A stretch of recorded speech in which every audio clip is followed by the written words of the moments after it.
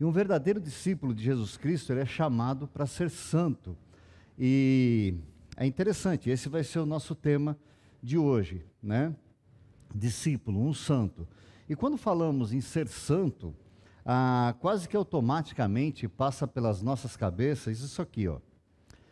Ser uma pessoa perfeita em todos os sentidos. Quando fala, olha, você é santo, vem aquela imagem, né? Porque o cara é perfeito. Ou então seria aquele que foi canonizado ou alguém que os fiéis rendem culto. Isso acontece muito nas religiões que têm ali estátuas, né? Ou divindade que eles adoram, né?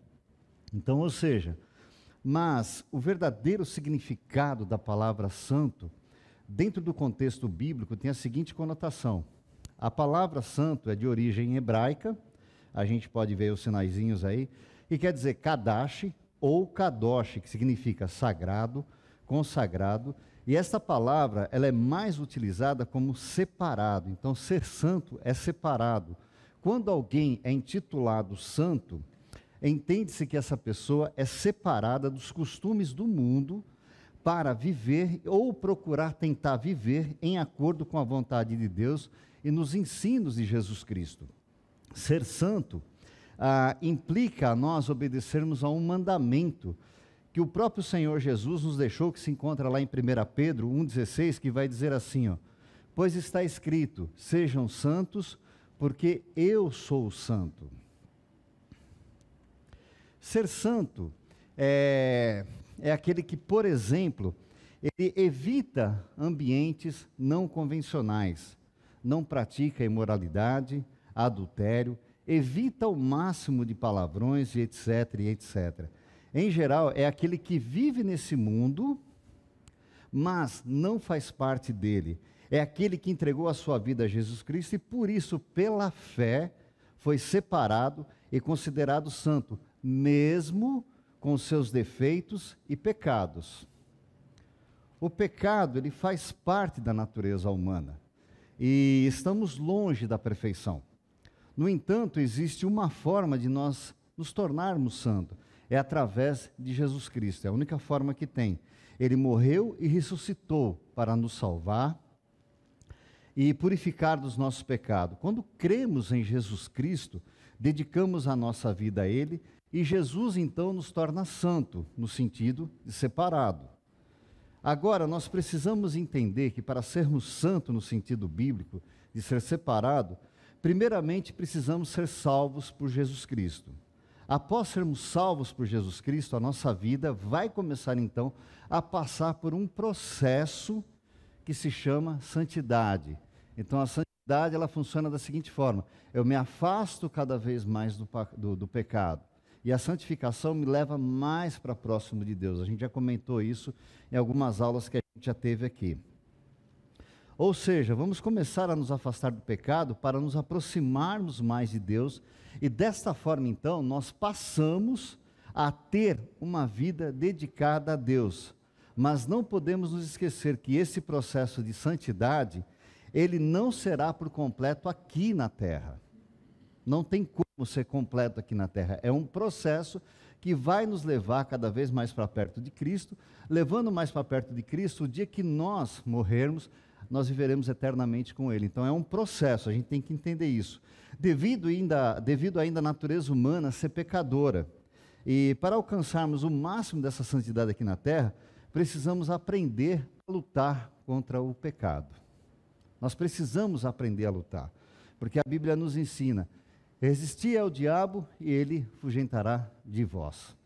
Então, ou seja, quem nos tenta não é Deus, porque Deus não tenta ninguém. Quem nos tenta seria o quê? Satanás. Através do quê? Do pecado. Então nós temos que lutar contra isso.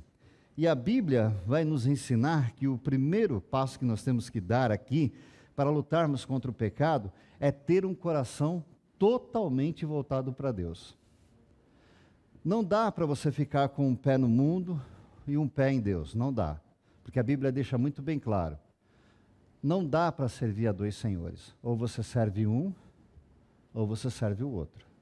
Não dá para servir a dois. Ou serve um e abandona o outro. Então, o primeiro passo que nós temos que dar para lutar contra o pecado é ter um coração totalmente voltado para Deus. Ele tem que ser o centro da nossa vida. Se ele não for o centro, não tem como eu ter esse coração voltado para ele. Quem ama a Deus quer agradá-lo e quer também obedecê-lo. Quanto mais nos dedicamos a Deus, menos felizes nós iremos ficar com o pecado em nossas vidas. Isso nos leva a termos cada vez mais, nos leva a sermos cada vez mais separados, no sentido de santo, como a gente vem falando, né? Santo no sentido de separado. Então esse é o primeiro passo que nós temos que dar, se a gente quiser lutar contra o pecado. Batendo bem nessa tecla, ter um coração totalmente voltado para Deus. O segundo passo que precisamos, deixa eu mudar aqui que eu não mudei, perdão. O segundo passo que precisamos dar rumo à santidade é que a gente sempre bate nessa tecla, né? É ler a Bíblia e orar constantemente. Esse é o segundo passo, porque se eu não leio a Bíblia, se eu não consigo orar, automaticamente eu não vou saber quem é esse Deus, eu não vou conseguir ter um tipo de comunhão com Ele, né? Então, isso é fundamental. John Haggai, ele diz, uma igreja ela está destinada ao fracasso se ela não ora. E eu não vou conhecer esse Deus se eu não mergulho na sua palavra. Então a gente sempre bate nessa tecla, porque se a gente for parar para analisar, foram as duas ferramentas que Deus nos deixou de palpável. Foi a Bíblia, e Ele vai nos ensinar sobre a oração quando Ele fala do Pai Nosso, né? Então muitas vezes a gente pega o Pai Nosso e usa como se fosse uma reza repetitiva. Não, mas ali é um modelo de oração. Primeiramente buscai a Deus, depois você pedir perdão, depois você perdoar, depois agradecer o pão. Então, ou seja, a nossa vida ela tem que ser constante, tanto na leitura bíblica como oração. Um amigo meu sempre dizia assim que nós acordarmos pela manhã, nós já deveríamos de acordar com os nossos joelhos no chão, buscando a Deus, ou pelo menos agradecendo a Ele pela oportunidade que Ele nos deu de conhecê-lo, né? E também pela oportunidade que Ele nos deu de termos mais um dia de vida. Então, essa teria que ser a nossa primeira função ao acordar pela manhã, né? Já acordar com os joelhos no chão, buscando a esse Deus. Estamos chovendo no molhado? Estamos, porque todos nós já sabemos isso. Mas na correria do dia a dia, a gente acaba sempre o quê? Se esquecendo. E muitas vezes, isso não como é que eu posso dizer assim? Isso não é constante, mas acaba se tornando se a gente não tomar cuidado. A gente se dedica primeiro às coisas que tem que ser feita e depois, se sobrar um tempo, a gente dá para Deus. E quando é que muitas vezes a gente dá esse tempo para Deus? Justamente na hora de dormir.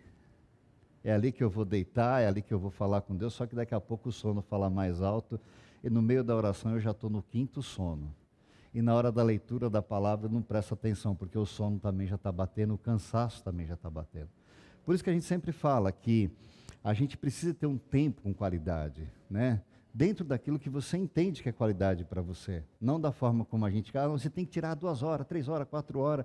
A gente já viu aqui que o dízimo do nosso tempo também tem que ser dado, que seria 2 horas e 40 minutos. Então, nessas 2 horas e 40 minutos, eu vou ver o que é o melhor para que eu possa, então, ter esse tempo dedicado a Deus, com uma boa leitura, né, com uma boa reflexão, e também buscando a Deus em oração, porque a Bíblia e a oração nos ensina o que é bom e agradável para Deus. A Bíblia nos mostra como viver de uma maneira santa. A oração nos aproxima de Deus através da Bíblia. Podemos aprender a identificar o pecado através da Bíblia, né? E resistir às tentações, e através da oração podemos pedir o seu perdão. Uma coisa está conectada com a outra. Então, através da Bíblia, eu aprendo a identificar o pecado e a resistir às tentações, e através da oração eu vou o quê? Pedir o seu perdão. Vou conversar com Deus, vou falar com Deus, vou expor para Deus quem eu sou. Então essas duas ferramentas são importantíssimas na vida do crente. Se nós não lemos, nós não sabemos quem é Deus. Se nós não oramos, nós não conseguimos ter comunicação com Ele. E a nossa oração, ela tem que muitas vezes ser uma oração ousada, e não uma oração só de garotos pedintes. Ousada que eu quero dizer no seguinte sentido: Senhor, eu tenho esse problema, trata, me ajuda. Senhor, eu quero falar do amor teu para essa e essa pessoa, me ensina. Né? Então, a nossa oração tem que ser ousada. Né? O terceiro passo que nós temos que dar rumo à santidade é aplicar o ensino de Deus sobre as nossas vidas. Podemos até saber tudo sobre Deus, podemos saber tudo sobre a sua vontade para as nossas vidas, mas se nós não pusermos em prática, tudo isso se torna o quê? Inútil. Por esse motivo que Tiago, lá vai dizer em Tiago 1, de 22 a 25, vai dar a seguinte orientação para a gente: sejam praticantes da palavra e não apenas ouvintes, enganando a vocês mesmos. Aquele que ouve a palavra, mas não põe em prática, é semelhante a um homem que olha a sua face num espelho e depois de olhar para si mesmo, sai e logo esquece a sua aparência. Mas o homem que observa atentamente a lei perfeita, que traz a liberdade e persevera na prática dessa lei, não se esquecendo o que ouviu, mas praticando, será feliz naquilo que fizer. Então, ou seja, Tiago aqui deixa muito bem claro para a gente, não seja apenas ouvinte, mas seja o quê? Praticante dessa palavra. Outra orientação que é feita na palavra do Senhor, a gente vai poder encontrar lá em Hebreus 12, 14, que vai nos levar à importância de buscarmos essa santidade através de um viver santo, aonde ele vai dizer assim para nós: esforcem-se para viver em paz com todos, para serem santos. Sem santidade, ninguém verá a Deus. O texto aqui, se a gente for parar para analisar ele, ele deixa muito bem claro quando diz: esforcem-se para viver em paz com todos, e não somente com 2 ou 3 ou meia dúzia, mas com todos. E ele está falando isso para quem? Justamente para os da igreja. Porque nós temos um costume dentro da igreja de criar guetos. Nós nos damos bem com um, com o outro, outros nós não conversamos, outros não querem conversar com a gente, outros têm bronca, mas a palavra aqui deixa muito bem claro: esforcem-se para viver em paz com todos, para serem santos, porque sem santidade ninguém verá ao Senhor. E é interessante, né? Porque pelo simples fato aqui, por que será que na palavra do Senhor vai dizer essa frase: sem santidade ninguém verá a Deus? Pelo simples fato que, se formos analisar o texto, vai acontecer aqui um efeito que a gente chama de efeito dominó. Se eu não consigo ver a Deus, automaticamente também eu não consigo ouvir a voz do Espírito Santo. E se eu não conseguir ouvir a voz do Espírito Santo, a consequência de tudo isso irá refletir no meu crescimento espiritual. Por isso que muitas vezes a gente tem algumas atitudes infantis dentro da igreja. Justamente por esse fato de não estar o quê? Buscando essa santidade, entendeu? E de não estar procurando caminhar com o Senhor dia a dia, porque ele deixa bem claro o texto: sem santidade ninguém verá a Deus. Se você não for separado, se você não estiver abandonando a prática do pecado para começar a se aproximar de Deus, não tem como você ver Ele. E a forma aqui não é ver fisicamente, mas é você estar o quê? Caminhando com Ele. Se eu não caminho com Deus, se eu não ouço a palavra do Senhor, se eu não ouço a voz do Espírito Santo dizendo ao meu coração o que é certo e o que é errado, tem como eu crescer espiritualmente? De forma nenhuma. Então é algo lógico isso aqui. O que mais me encanta na palavra de Deus é que tudo nele é lógico, tudo nessa palavra é lógico, não é nada jogado ao léu. Porque se a gente for parar para ver lá a criação do mundo, né, Deus ele começa o quê? Do nada. E a terra era sem forma e vazia. E o Espírito de Deus pairava sobre a face das águas. A primeira coisa que ele fala, o que é? Haja luz. Por que será que ele pediu para haja luz? Porque se ele quisesse dar os próximos passos, ser no claro e não no escuro. Não que ele não teria competência para isso, ele teria. Mas aí começa a lógica. Então vem a luz, vem tal. Por último ele coloca quem? O homem. Por que ele colocou o homem por último? Pelo simples fato de que esse homem precisaria sobreviver. Se ele coloca esse homem primeiro, ele não sobreviveria. Então é interessante a forma como Deus ele age na sua palavra. A Bíblia ela é um livro de princípios, é um livro de princípios lógico. Então ele diz lá: esforce-se para viver em paz com todos, para serem santos, para serem separados. Sem santidade, ninguém verá ao Senhor. E como eu disse, isso afetará o nosso crescimento espiritual.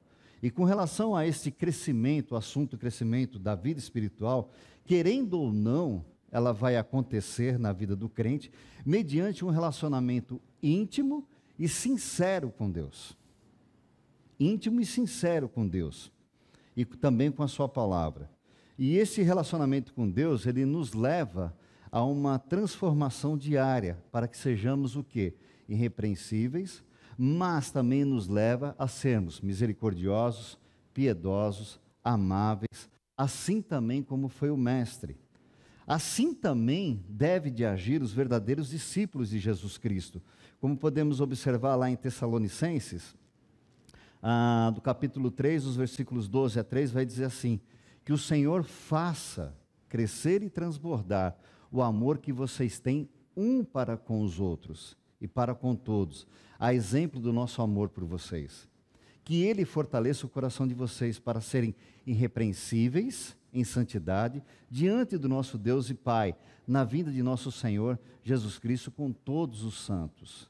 Então, um discípulo de Jesus Cristo, ele tem que buscar essa paz, ele tem que buscar esse amor, ele tem que estar em comunhão com o Senhor, porque dessa forma ele vai se tornar irrepreensível.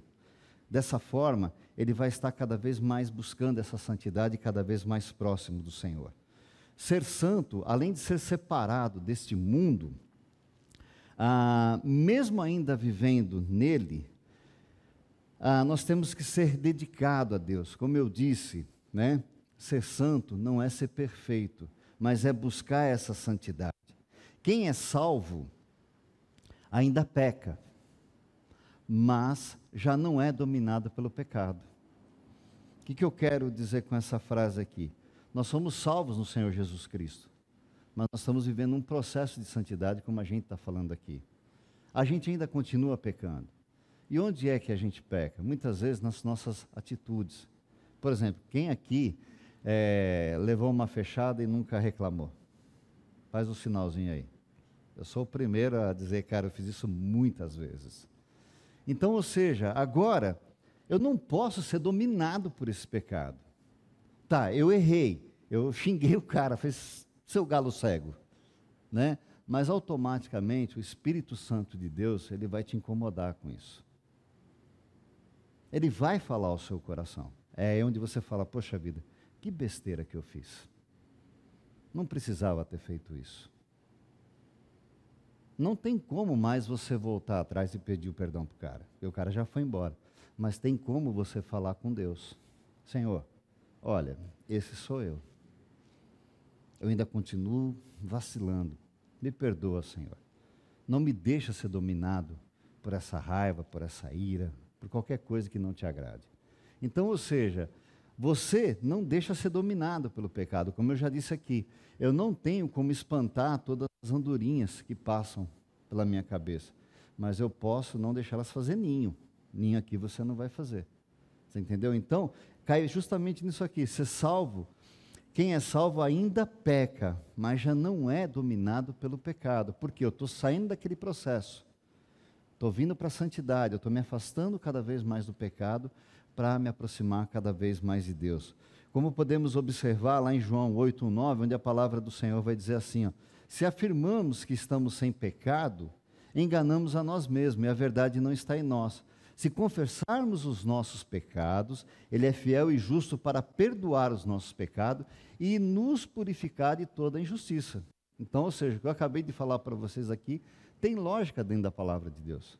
Não, eu não peco. Não, você está enganando a você mesmo, porque enquanto nós vivemos aqui nesse mundo, não tem como a gente não pecar. Agora, tem sim como eu não deixar ser dominado pelo pecado.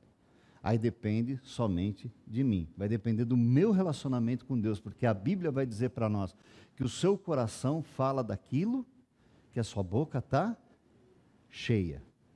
Se o meu coração está cheio de Deus, a minha boca vai falar mais sobre Deus. Se o meu coração estiver cheio de pecado, a minha boca vai falar mais do pecado.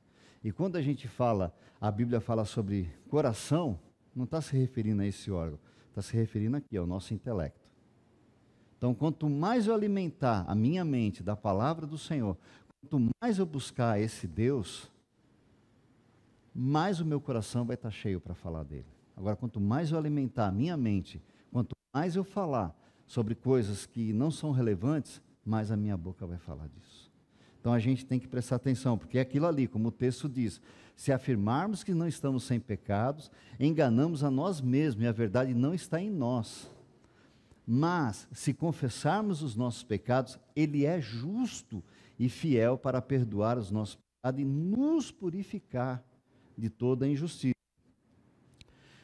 Quando nós trilhamos por esse caminho de sermos santos, no sentido de ser separado, como Jesus foi, passamos agora a refletir em nossas vidas algo interessante: o caráter de Deus em nossas vidas. O sentido da palavra caráter é como se fosse uma marca impressa que distingue o ser humano. O caráter é a soma total de todas as influências, positivas ou negativas, no decorrer da vida. Ela se manifesta através de valores, motivações, atitudes e sentimentos. O caráter refletirá os traços da natureza pecaminosa, influenciada pelo pecado, ou os traços da natureza divina, influenciado pela palavra de Deus. Lá em Hebreus 1:3 está escrito assim: o qual sendo o resplendor da sua glória e a expressa imagem da sua pessoa. Então, ou seja, nosso caráter vai refletir, a nossa vida, melhor dizendo, vai refletir o caráter de Deus. Ou não, vai depender da escolha que a gente fizer. O caráter de Deus foi impresso em Jesus Cristo e precisa ser impresso também nos seus discípulos. Desta forma, o mundo criará mais em Deus, o mundo vai crer mais em Deus. Se nós expressarmos o caráter de Cristo em nossas vidas, o mundo vai crer mais em Deus. Por que que nós estamos falando sobre isso? Porque nós somos agentes influenciadores. Nós somos agentes influenciadores. Nós podemos influenciar por bem ou influenciar por mal. Cada vez mais que eu mergulho em Cristo, cada vez mais eu fico impregnado dele na minha vida. E cada vez que eu fico mais impregnado da vida dele, cada vez mais eu vou pegando o seu caráter para mim. Cada vez mais eu vou ficando semelhante à sua imagem. Cada vez eu vou ficando mais parecido com Cristo. E a nossa primeira decisão é crer. E depois sermos feitos conforme a sua própria imagem. Sendo assim, seremos identificados como cristão, como podemos observar lá em Romanos 8:9, que vai dizer assim: porque os que Dante conheceu, também os predestinou para serem conformes à imagem do Filho. O próprio Cristo, o propósito de Deus é que o ser humano se torne a imagem do Filho. O próprio Deus, Ele quer que o ser humano se torne a imagem do seu Filho, Senhor Jesus Cristo, para que sejamos também preparados para toda boa obra e chegamos também à maturidade cristã, como podemos observar lá em Efésios 4:13, que vai dizer assim, com o fim de preparar os santos para a obra do ministério, para que o corpo de Cristo seja edificado, até que todos alcancemos a unidade da fé e do conhecimento do Filho de Deus, e chegamos à maturidade, atingindo a medida da plenitude de Cristo.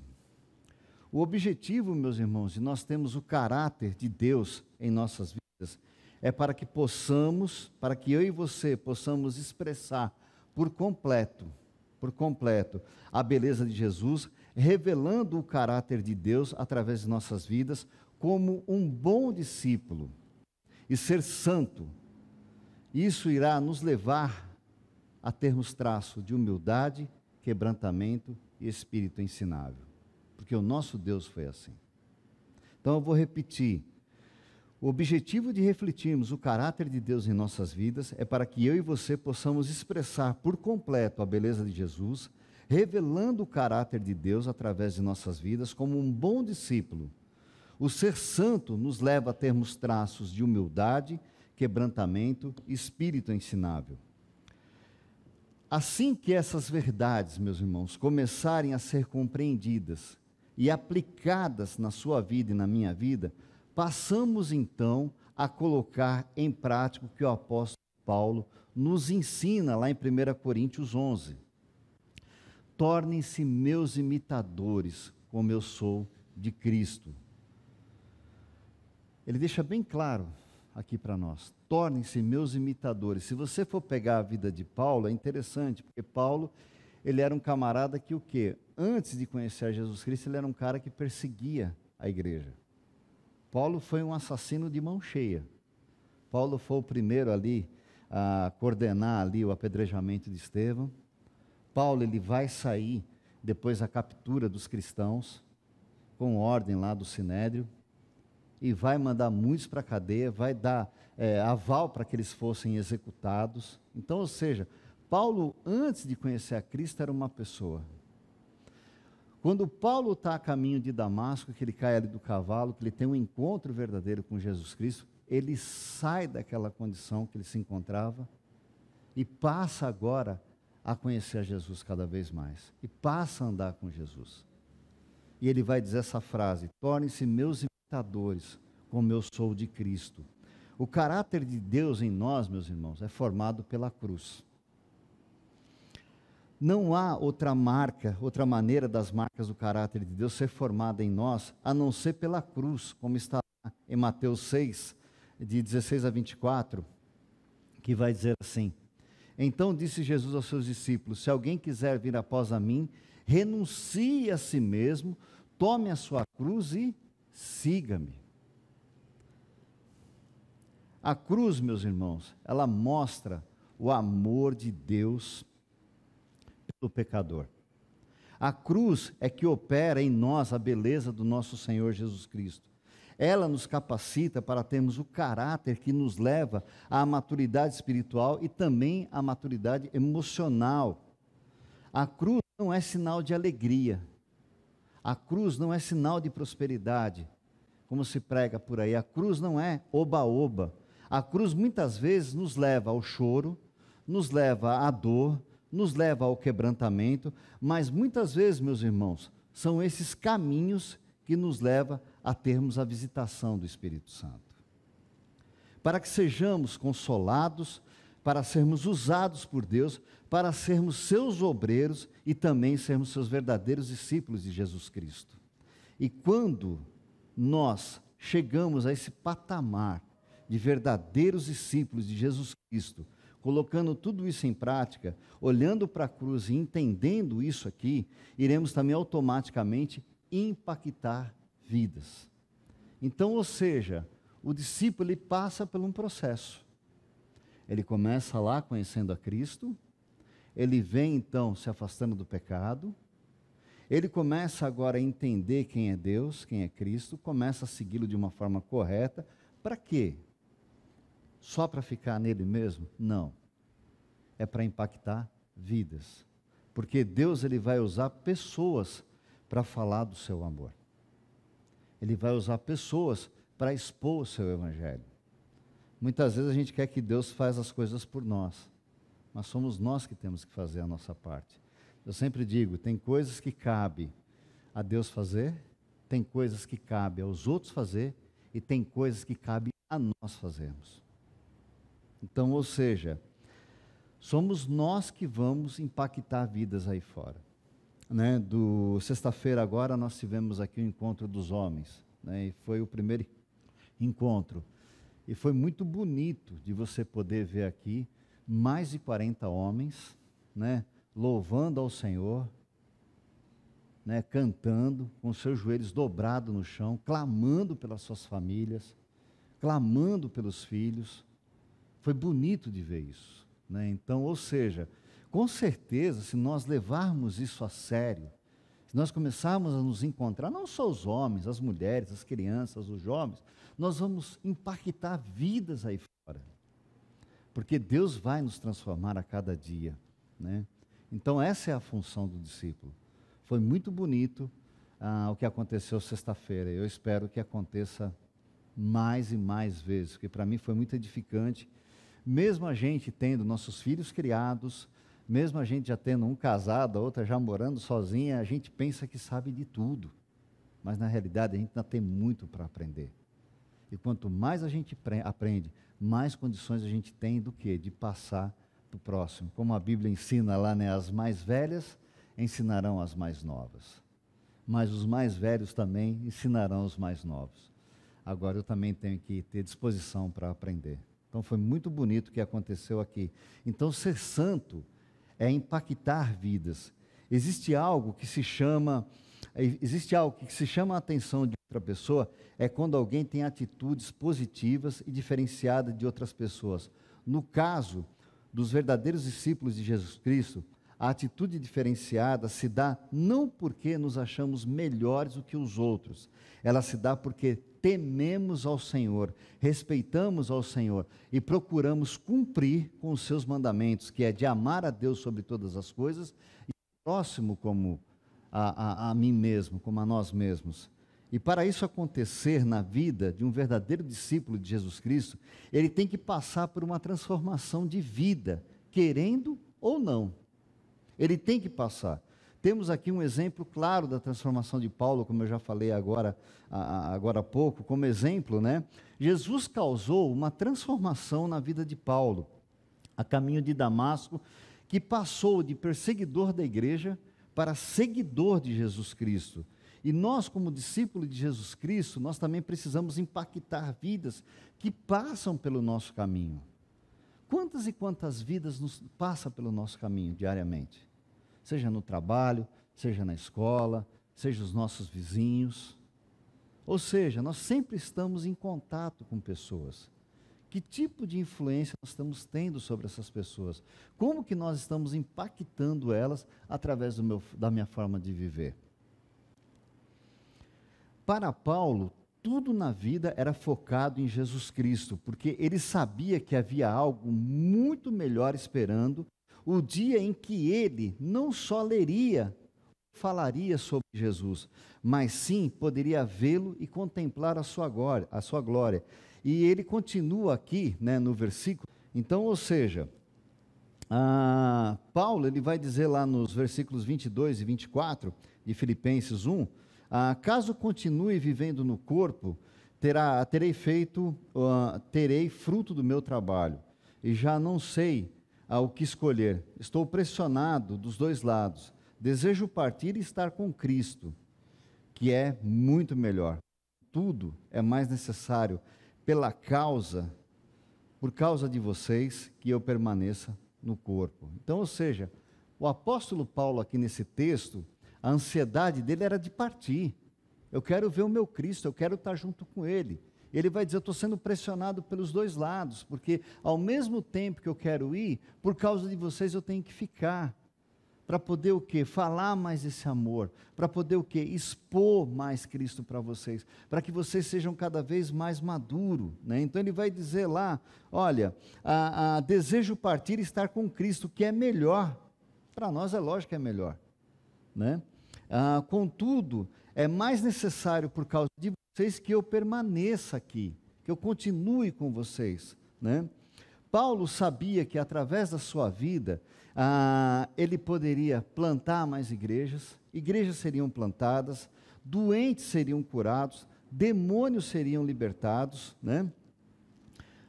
E sairiam das pessoas, e muitos conheceriam a Jesus Cristo. Ele tinha o desejo de ser fiel ao seu chamado, queria trabalhar duro cada vez mais, mas não escondia o seu alvo principal, que o seu maior desejo era o que? Era de estar com o Cristo ressurreto.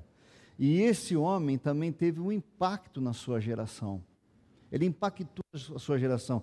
Ele não estava vivendo para a sua própria história. Paulo não estava vivendo, não saía da cama para falar do seu grande ministério. Não acordava perguntando se alguém sabia o seu nome ou não. Ele só fechava os olhos e imaginava que estivesse satisfeito em Jesus Cristo e em seu sacrifício. Meus irmãos, quando Deus nos formou, ainda no ventre da nossa mãe, Deus escreveu uma história sobre as nossas vidas. Não só somos um erro e nem um engano. Fomos criados com um propósito. Nós não nascemos por acaso. Deus nos criou com um propósito. O Senhor tem um plano para cada um de nós. E assim como Paulo, podemos ser agentes de transformação por onde quer que andamos, se entendemos que nada é mais importante do que estar perto de Jesus Cristo e conhecer o seu coração. Isso é fato nas nossas vidas. Nada é mais importante nessa vida. Eu sempre tenho o costume de dizer, se não for para viver para Jesus Cristo, não tem sentido nenhum a minha vida. Ela talvez poderia ter sentido antes de conhecer a Cristo. Eu queria riqueza, eu queria tudo, eu queria do bom e do melhor.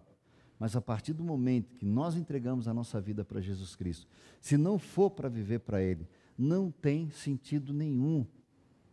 Porque a Bíblia vai dizer para nós o seguinte: o que adianta o homem ganhar o mundo inteiro e perder a sua alma? O único que pode nos dar a vida eterna é Jesus Cristo. A nossa única esperança é Jesus Cristo. Então, ou seja, meus irmãos, se for para viver para o mundo e viver para Jesus, eu te aconselho você a continuar vivendo para Jesus. Mesmo que para isso você precisa ter perdas. Porque a Bíblia, eu falei isso na última aula que eu dei aqui para vocês, que quem perder a sua vida por causa de Jesus Cristo vai o quê? Encontrá-la. Então, ou seja, perca a sua vida por causa de Jesus Cristo, porque você vai encontrá-la na eternidade. E nós, como discípulos de Jesus Cristo, nós anseiamos por isso. Nosso desejo maior tem que ser isso, é impactar vidas, mas ao mesmo tempo, anseiar com aquele dia que o nosso Senhor Jesus Cristo voltará, arrebatará a sua igreja e levará para junto dele para sempre. Ali não haverá mais choro, ali não haverá mais dor, ali não haverá mais tristeza, não haverá mais doença. Mas quem é que vai entrar nesse reino? Aqueles que realmente foram discípulos de Jesus Cristo. E discípulo é você seguir o Mestre e não fazer aquilo que você quer. Interessante que o nosso Deus, ele não te obriga a você a nada. Se a gente for olhar lá em Apocalipse 3:20, vai dizer assim: eis que estou à sua porta e bato. Se você abrir a porta, eu vou entrar e cear com você e você cear comigo. É interessante que a gente usa esse versículo para evangelizar, né? Mas não, se você for olhar a fundo aquele texto, ele vai estar falando com os crentes. Por quê? No contexto judaico, era interessante, um judeu só convidava outro judeu para ir comer na sua casa, quando ele realmente era amigo mesmo. Então tinha essa conotação dentro desse contexto.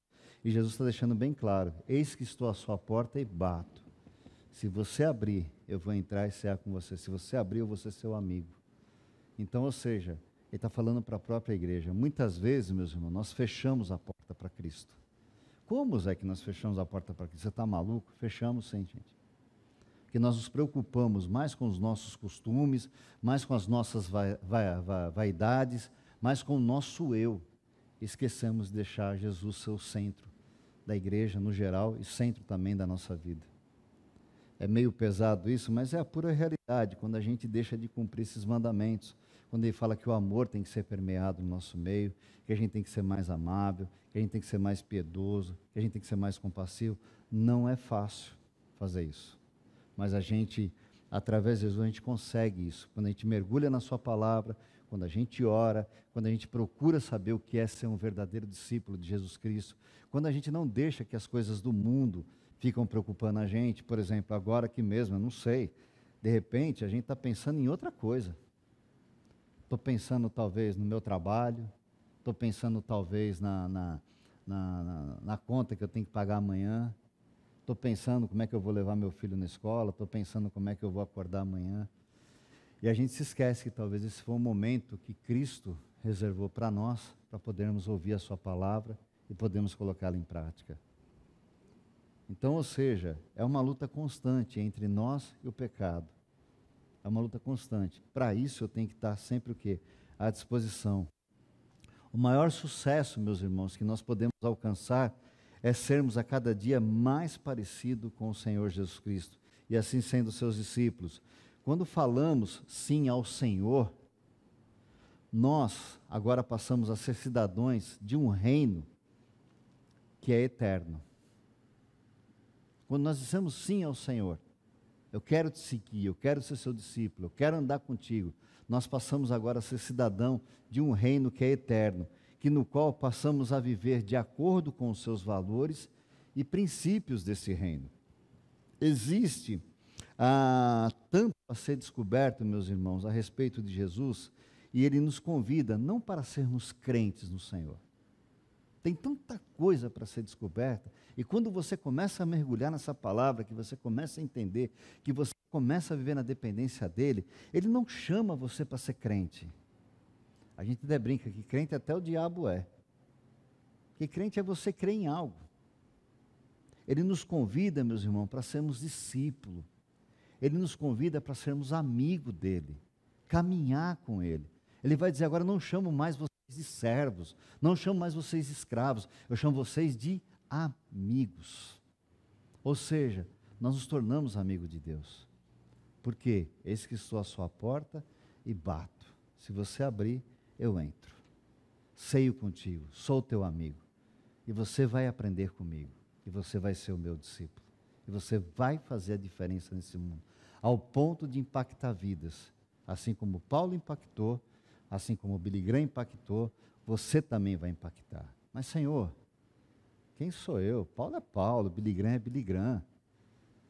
Mas tem um porém. O mesmo Espírito que habita neles é o mesmo Espírito que habita em você também. Tudo vai depender do meu relacionamento e da minha comunhão com Deus, da minha intimidade com Ele. Que o Espírito não muda de pessoa para pessoa. Pelo contrário, Ele é o mesmo.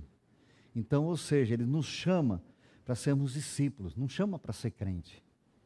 Ele nos chama para ser amigos dEle. E amigo, cara, é coisa fantástica. Vou pegar o Marcão aqui como gancho, né? Eu e o Marcos temos uma amizade há um tempo. Inclusive, nossos filhos começaram a namorar. Nosso sonho era que eles se casaram, mas cada um foi para um canto, né? Mas a gente manteve um vínculo de amizade, a tal ponto que se eu estiver em Pilar do Sul, 3 horas da manhã, eu falo, Marcão, não estou legal, eu conheço ele, é capaz de ele sair da casa dele e me buscar lá em Pilar do Sul. E a mesma coisa é recíproca também. Então, é isso que Jesus quer ser de nós, amigos. Amigo não só é aquele que te dá um tapinha nas costas, como a gente fala. Amigo é aquele que, se for preciso, ele te encosta na parede, dá uma bela de umas bofetadas para você acordar. E é isso que Deus faz com a gente, porque Ele vai dizer que o Pai repreende aquele a quem Ele o ama. Muitas vezes nós levamos umas pancadas de Deus bem dadas na nossa cara, porque Ele nos ama. O dia que Deus deixar de nos corrigir na sua palavra, o dia que Deus deixar de nos ensinar, é porque nós já se separamos dele faz tempo, já não estamos mais ouvindo a sua voz. Para conhecê-lo no mais profundo, é assim que seremos influenciadores. Quanto mais conhecemos a Cristo no seu mais profundo, assim nos tornamos influenciadores da nossa geração. É assim que vamos impactar as pessoas que estão ao nosso redor, amando ao Senhor mais do que qualquer coisa que esse mundo possa nos oferecer. Essa deve ser a nossa motivação maior como discípulo. Como discípulo de Jesus Cristo, a minha maior motivação tem que ser amar a Deus sobre todas as coisas.